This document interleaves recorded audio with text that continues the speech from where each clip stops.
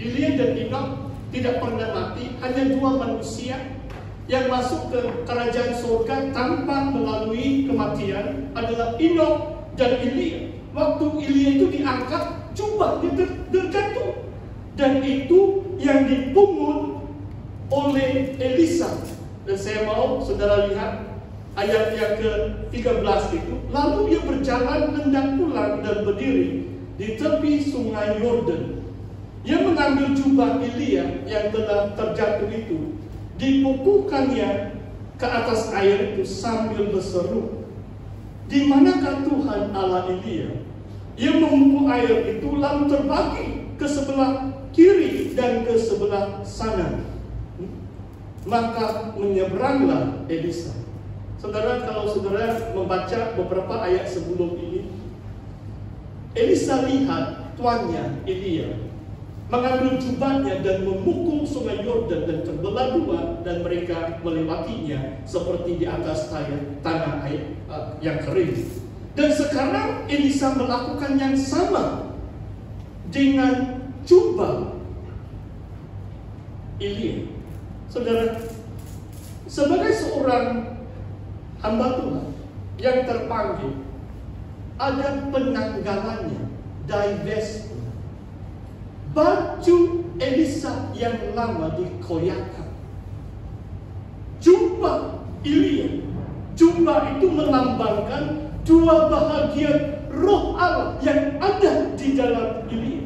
Kalau saudara baca riwayat Nabi Elisa melakukan dua kali ganda mukjizat berbanding Elia. Luar biasa.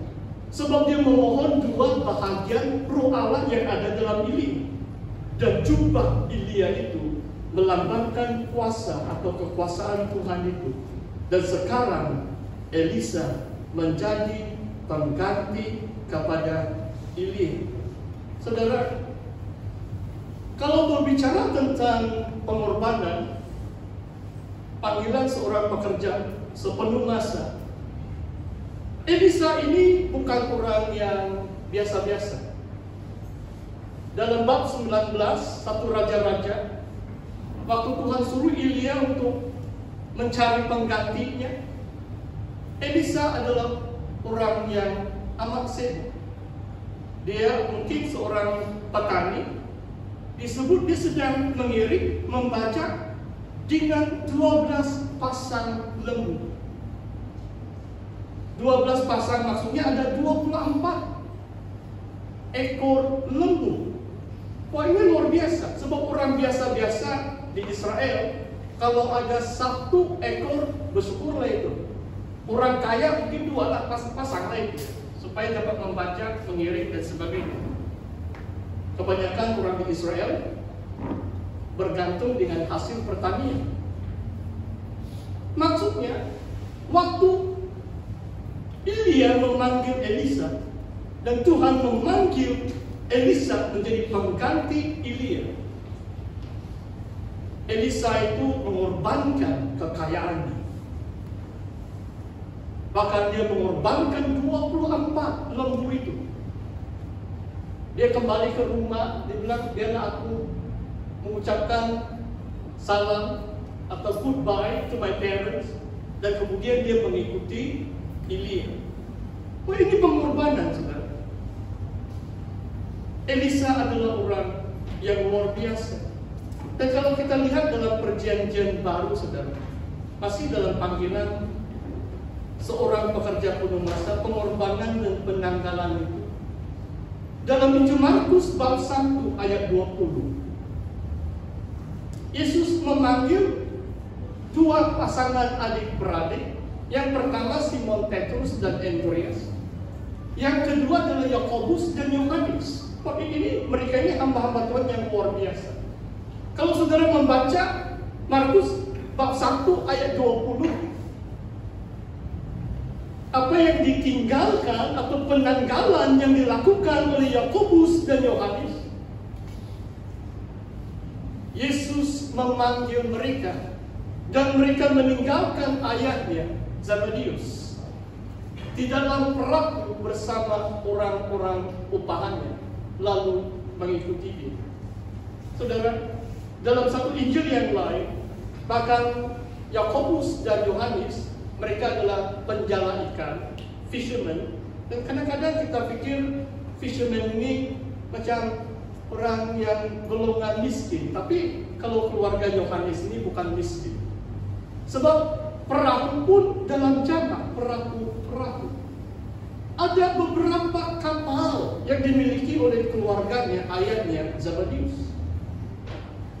Dan bukan saja mereka anak beranak menjadi penjala ikan, ada orang upahan. Oh, luar biasa, saudara. Dan segera Yohanes dan Yakobus meninggalkan ayah mereka, meninggalkan perahu, perusahaan mereka, dan mengikuti Yesus. Inilah penanggalan.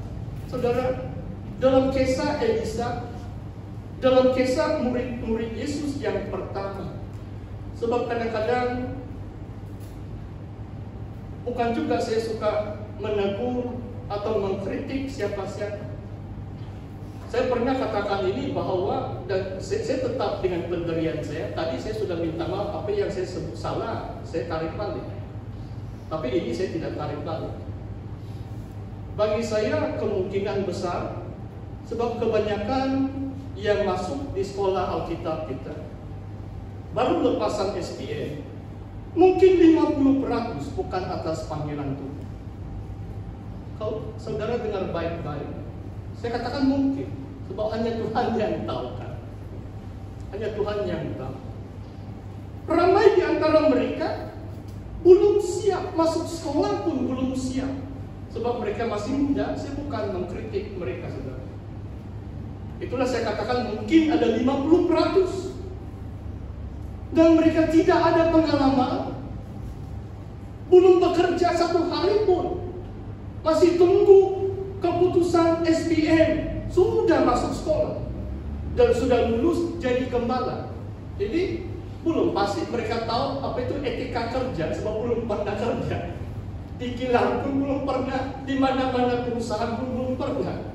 Saudara, sebelum saya kembali di Sabah tahun 1988, saya kerja di New Zealand mau dekat 1 tahun. Itu tahun yang kelima. Waktu saya mengambil jurusan undang-undang, saya sudah dapat ijazah. Tapi tahun yang kelima itu adalah practical year, chambering. Kalau dalam istilah ini dual makna itu. Dan untuk 4-5 bulan yang pertama, saya menjadi tutor di satu college, di mana student itu di sana. Dan saya merasa amat kagum juga sebab saya orang Asia dan hampir semua pelajar saya orang putih. Dan bahasa Inggris saya pun bukan sempurna sana, tapi saya pelayan guru. Wah, luar biasa. Pengetua college house itu, hostel itu, di mana ramai pelajar menginap di situ. Dan saya mengajar mereka waktu 2 pangkat sampai bulan Agustus.